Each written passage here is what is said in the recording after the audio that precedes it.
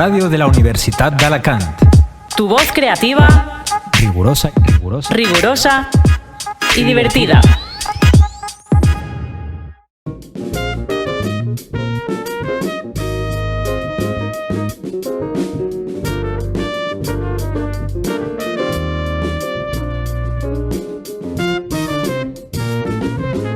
Buenas, ¿qué tal? Bienvenidos a un nuevo programa de Ciencias Paranormales, este programa de divulgación científica que hacemos en la radio de la Universidad de Alicante, que está dedicado a personas normales, ciencias paranormales, y que hacemos personas normales y conscientes. Y conscientes. Es muy importante, hoy hay que ser consciente de que somos normales, o hay que ser normal para ser consciente, o algo así, a ver si hoy lo aclaramos. Algo así.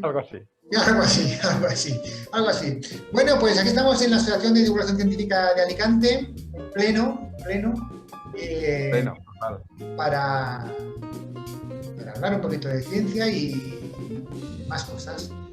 Bueno, los límites de la ciencia límite, la ciencia de última hora. Al límite. Hoy es lo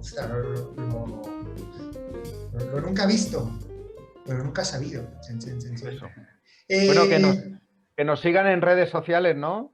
Sí, eso un poquillo. Venga, claro, también habría que ser un poquito más activo, pero en redes sociales. Pero bueno, nos pueden seguir porque es que no somos pesados. La cosa es esa, es que hay que dosificar, la calidad se dosifica. Eso es importante, interesante. Eso sí, es verdad. Pero las redes sociales son, que te las sabes tú. Las redes sociales son las del programa @CCS Paranormales, la de la asociación, que es la más importante, @ADC Alicante, la de Pere, @Kurnoyar, y la mía, @GuardiolaJavi. Yo soy un poco más pesado, pero bueno. A mí no hace falta que sigan a la asociación. Eso, es lo importante. Y en Instagram y en Facebook. En Instagram, en todos los sitios, ADC Alicante. ADC y en Alicante, Facebook también. Ahí estamos. Y el correo adcalicante@gmail.com. Sí. Para los boomers que utilicen el correo electrónico. Ostras, ese adjetivo yo me he perdido, ¿eh? El boomer, a ver, eso es que no es boomer. Vale. Bueno, basta. Vamos a empezar con esta entrevista que está en los límites de la realidad. Eso, vamos a ver qué nos cuentan. Pues hoy nos acompaña en esta entrevista en los límites de la realidad o de la conciencia, nos acompaña Sergio Escamilla. ¿Qué tal, Sergio? Muy buenas, ¿qué tal? Gracias por invitarme. Bienvenido al programa, muchas gracias por haber aceptado esta invitación, como solemos hacer de un día para otro casi.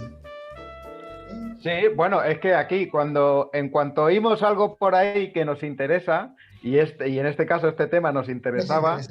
Es más, nos interesaba tantísimo como desconocemos, porque vamos, o sea, ni idea de lo que nos va a contar.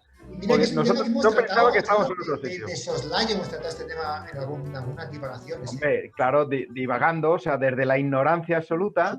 Entonces ahora Sergio nos va a poner los puntos sobre las sillas. Sergio Camilla es graduado en biotecnología, él tiene un máster en neurociencia, ahora mismo está haciendo el doctorado en el Instituto de Neurociencia de Campbell. Sí. Y bueno, ¿sobre qué estás haciendo el doctorado?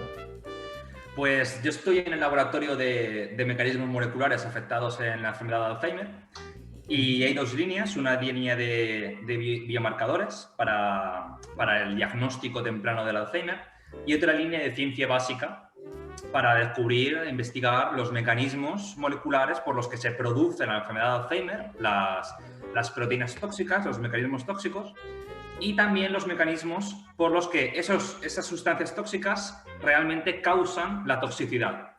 Y yo estoy en esta segunda línea, ¿no? En cómo en un cerebro, en un entorno de Alzheimer en el que hay estas sustancias tóxicas, como el péptido amiloide famoso, cómo eso acaba matando a las neuronas. Pues de eso también nos podrás contar algo, porque hoy realmente vienes a hablarnos de Alzheimer, sino que vienes a hablarnos de la consciencia. Sí. Es un tema que, como decíamos antes, así un poco de coña, está en los límites de la realidad. De hecho, estábamos hablando un rato antes, ha habido momentos que yo me reía como diciendo, ¡guas! Claro, es que eso es lo que nos llamó la atención, que la consciencia fuese algo científico. Para nosotros era filosofía, entonces ahora nos contará. ¿Qué es la consciencia? La consciencia, ¿no? Consciencia, sí. Conciencia. ¿Qué es? Pues, ¿Qué se puede definir? Porque para nosotros, ya decimos, era algo muy...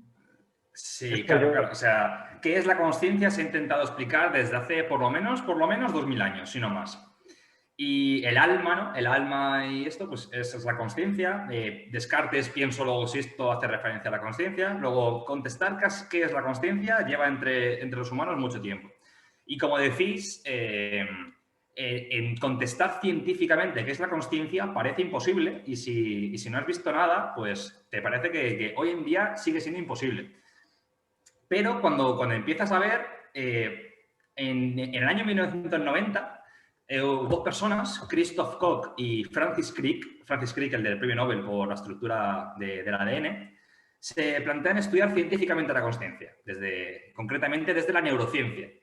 En la Edad Media decían que la consciencia estaba en el corazón, decía te quiero con todo mi corazón, pero más bien sería te quiero con todo mi hipotálamo, ¿no? La consciencia sabemos que está más en el cerebro que en el corazón. Luego la ciencia que estudia la consciencia es pues, la neurociencia, desde la neurobiología, de sistemas, de neuronas, de circuitos, y luego también la computación, la ingeniería computacional, etc. ¿Y qué es la consciencia? Pues se puede contestar desde aproximaciones distintas. Depende de la especialidad del investigador, pues lo podrá contestar de una manera u otra, pero la definición más utilizada, la más simple y con la que los científicos más suelen trabajar con ella, es que la consciencia es cualquier posible experiencia, ¿vale? Cualquier posible experiencia consciente. Es una definición que abarca... Es que es muy general, bueno, pero es que la consciencia es muy general. Cualquier experiencia consciente. Cualquier experiencia, sí, o sea, sería como medio ambiente, ¿no? Que el medio, el ambiente, pues esto, una experiencia por fuerza tiene que ser una experiencia consciente, ¿no? Luego, pues... ¿Y eso qué es? Como un ejemplo. Sí, pues por ejemplo... Todo sea experiencia consciente. Todo lo que un vídeo... Claro, no todo es experiencia consciente, ¿no? Mucho procesamiento de información en el cerebro se produce de manera inconsciente. No tenemos acceso consciente a ello, ¿vale?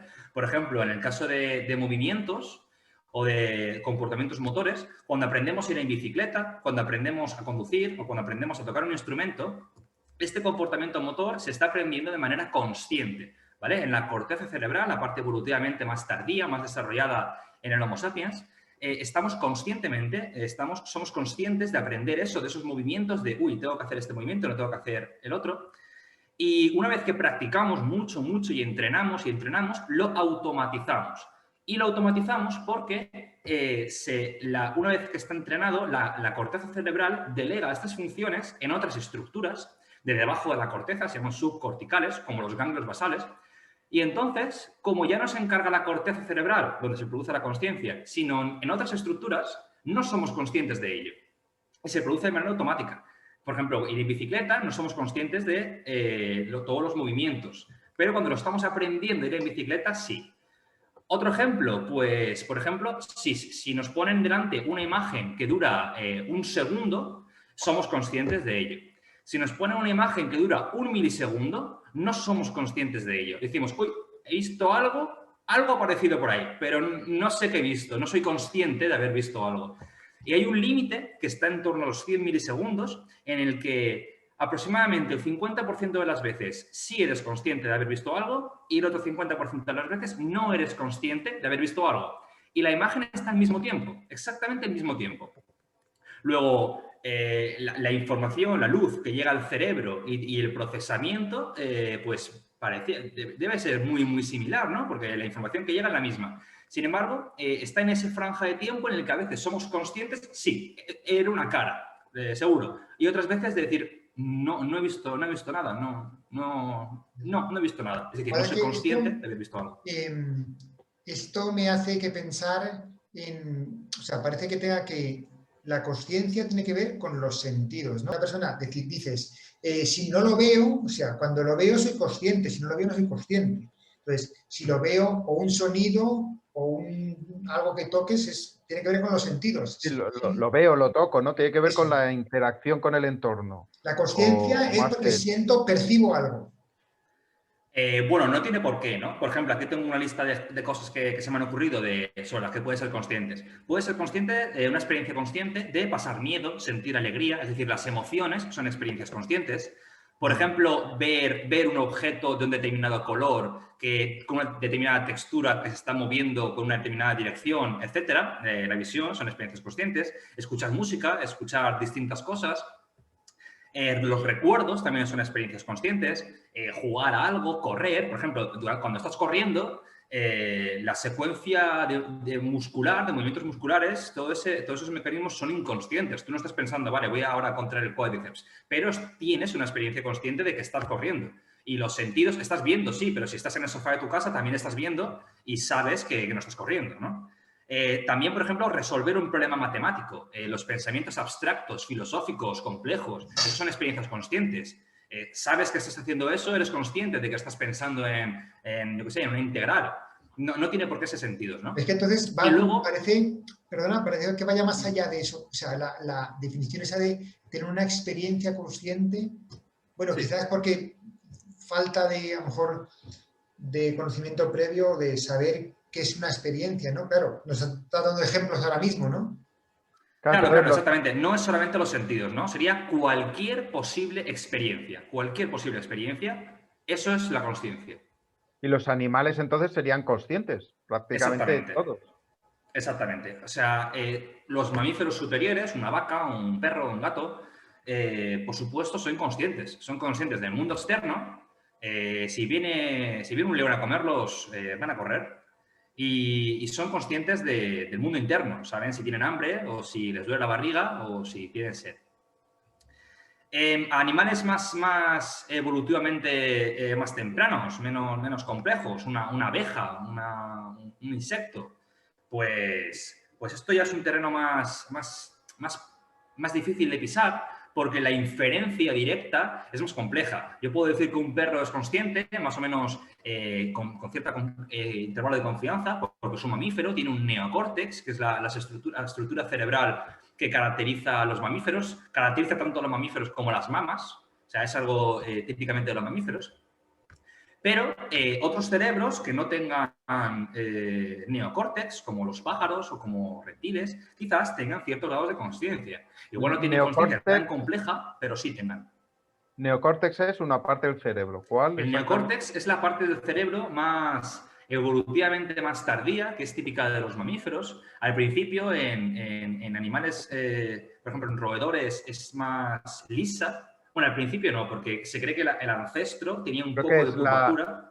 La corteza, ¿no? La parte exacto. Más externa. Claro, si tú sacas un cerebro de un cráneo, todo lo que ves prácticamente es la corteza. Debajo hay otras estructuras. Lo que pasa es que en el humano la corteza es tan grande que tapa el resto de estructuras, que tienen las típicas circunvoluciones, ¿no? Las arrugas. Eso es el neocórtex. Eso es lo que nos caracteriza a nosotros. Y ahí, en esa parte más externa, es donde se produce la consciencia. Ahí es donde, por ejemplo, si eliminamos un trozo de una de esas circunvoluciones, si eliminamos una de ellas o un trozo, probablemente, depende de la zona, perdamos contenido consciente. Hay zonas en las que no perdemos contenido consciente, pero hay zonas que si te quitan un trozo, por ejemplo, dejas de procesar las caras, que se llama prosopagnosia, en el giro fusiforme, ¿vale? Si tienes un daño en esta zona o te lo extirpan, tú no vas a poder reconocer la cara de tu madre ni tu propia cara. A lo mejor reconoces a tu madre por el perfume, porque reconoces su voz, etc. Pero la cara no eres capaz de reconocerla. ¿Por qué? Porque el grupo de neuronas, el conjunto de neuronas que se encarga de procesar las caras de manera consciente, no está. Pero entonces, aquí no tienes la experiencia de reconocer caras. Por ejemplo. Me surgen como dos preguntas. Una, pierdes no recuerdo la palabra, una parte de la consciencia, no sé cómo has dicho. Sí, un contenido específico consciente. Lo que has dicho, sí. O sea, que la consciencia en el fondo tiene como unos grados, ¿no? Hay como unos niveles, como si pudiese medir. Eso por un lado. Y otra cosa, si los animales son conscientes, tienen experiencias conscientes, esa idea que por lo menos yo tenía de que la consciencia era una cuestión humana, ¿no? Esa consciencia de, vamos, la idea que tenía yo de que era la consciencia, entonces ya me... ¿Qué pasa? ¿Dónde estoy equivocado?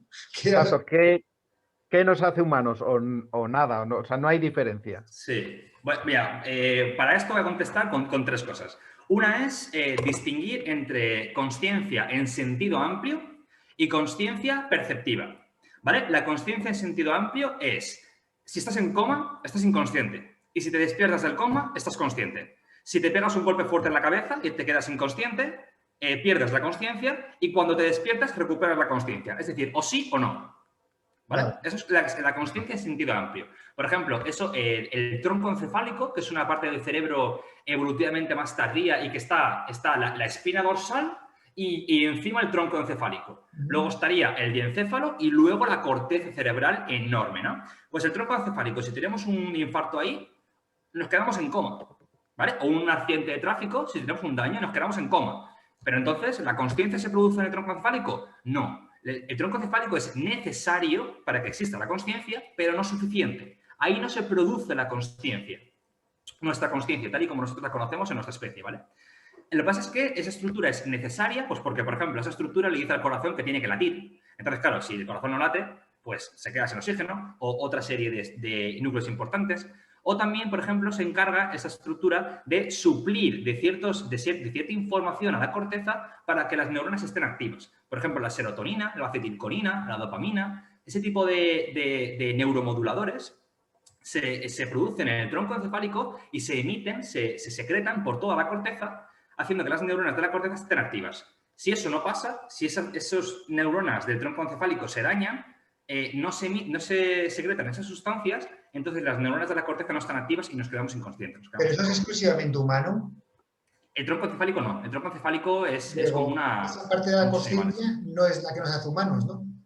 No. Lo que nos hace más humanos sería... bueno, primero quería comentar la diferencia entre consciencia amplia, ¿no? Sentido amplio, y la consciencia, que es lo que perdemos cuando decimos perdemos la consciencia, y la consciencia perceptiva, que sería, por ejemplo, ver una cara, ver en color. Por ejemplo, si hay ciertos grupos de neuronas que si se dañan, dejamos de ver en color. Tenemos lo que se llama ceguera al color y no podemos procesar ningún color. Hemos perdido un contenido específico consciente, ¿vale? Entonces, hay en la corteza ciertos grupos de neuronas que se conectan, o sea, un sitio pierdes un contenido, pero tampoco tiene por qué significar que en un sitio específico se produzca ahí la función. A lo mejor es una red, pongamos un triángulo, y si eliminamos uno de los vértices, el triángulo ya no existe, ¿no? Pues si hay un circuito neuronal que se encargue de ver caras y yo elimino un nodo de la red importante, la función de la red va a desaparecer, ¿no? Por eso también hablo de localidad. Vale.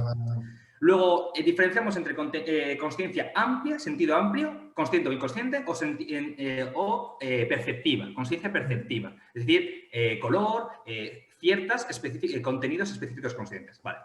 Luego, también podemos hablar de la consciencia como en animales, etcétera, como algo gradual, ¿no? Algo gradual. Es decir, por ejemplo, ¿los perros son conscientes? Pues probablemente, ¿no? Un perro, cuando entro a casa y mi perro me ve, se le ponen las orejas así, los ojos se le abren, la cola para arriba, o sea, parece que es consciente de que yo estoy ahí y que me quiere, ¿no? Y que tiene afecto por mí. Animales más simples, un pájaro, etcétera, pues ¿por qué no, no? ¿Por qué no?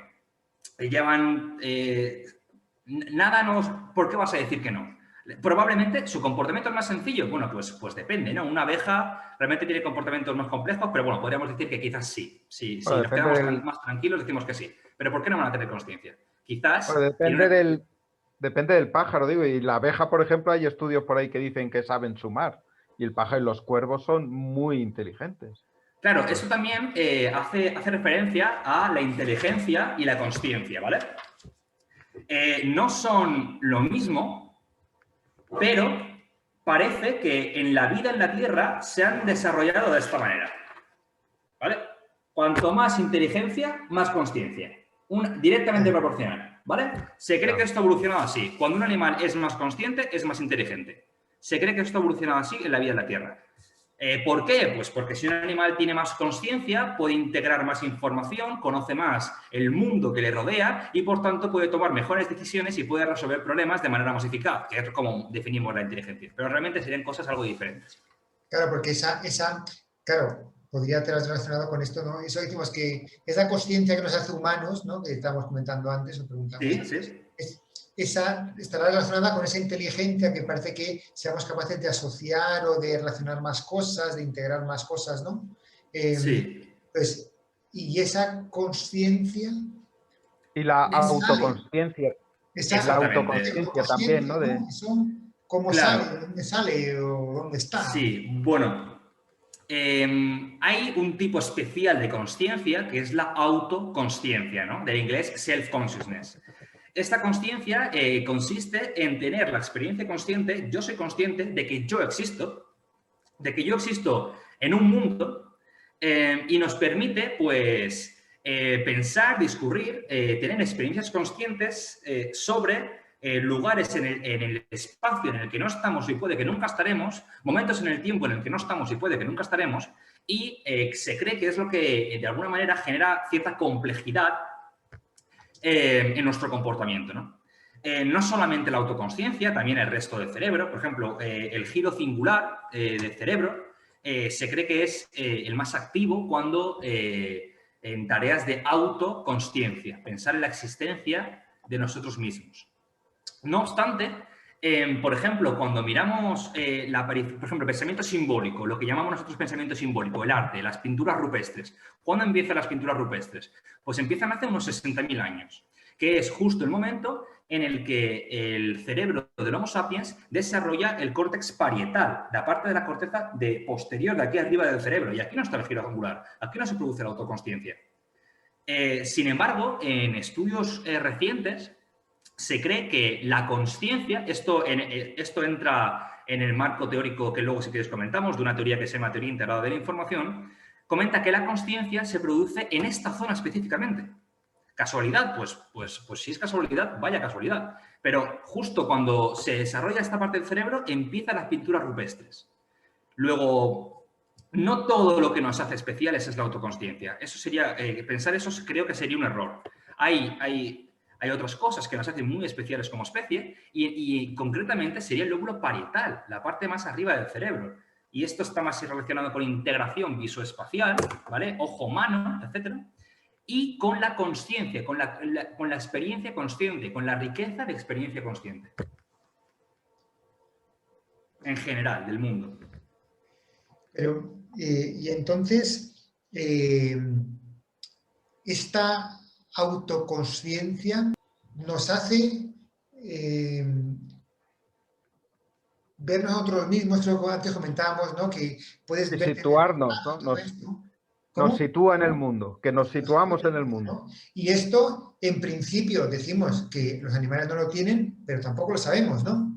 No, bueno, sí, se cree que sí que lo tienen, lo que pasa es que algunos o en menor medida, ¿vale? Por ejemplo, las aves, el loro y el cuervo se cree que sí que tienen autoconsciencia, cierto grado, y algunos mamíferos también. No obstante, la autoconsciencia es probablemente la parte menos estudiada de la consciencia, ¿vale? Es una parte muy compleja de la consciencia y, por tanto, se ha dejado para estadios posteriores del estudio. La parte de la consciencia más estudiada es básicamente otras cosas menos la autoconsciencia, porque es más complejo de estudiar. Es más complejo de ir al laboratorio y testarlo, ¿vale? Entonces, la experiencia consciente más estudiada en el laboratorio con diferencia es la experiencia visual, ¿vale? La visión, la experiencia consciente de la visión. Ajá.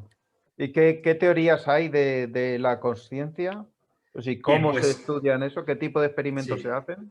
Sí, experimentos se hacen muchísimos y de muchos tipos, pero al margen de una teoría, ¿vale?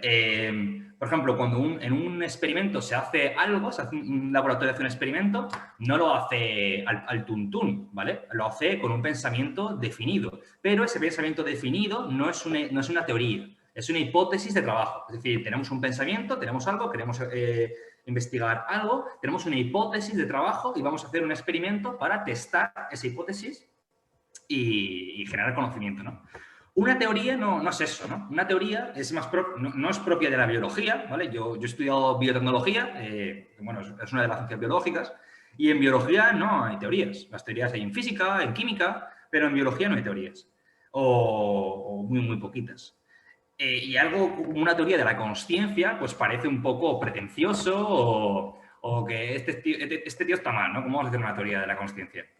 Y es que es realmente complejo, ¿no? Una teoría implica que, primero, podemos explicar toda la evidencia empírica que tenemos sin ninguna contradicción y, segundo, que podemos explicar toda la evidencia empírica que no tenemos. Es decir, podemos lanzar predicciones.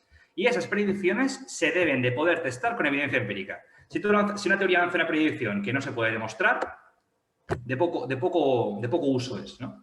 Entonces, en este sentido científico de teoría, porque teorías de consciencia hay muchísimas, pero son opiniones, son hipótesis de trabajo. Teorías científicamente testables hay básicamente dos.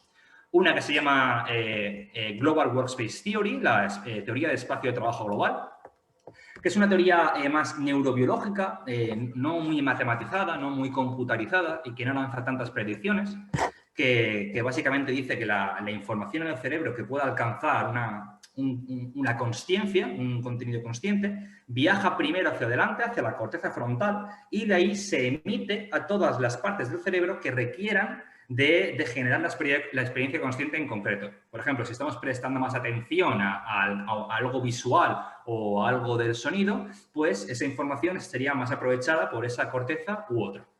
No voy a entrar demasiado en esta teoría, veremos cómo se desarrolla en próximos años.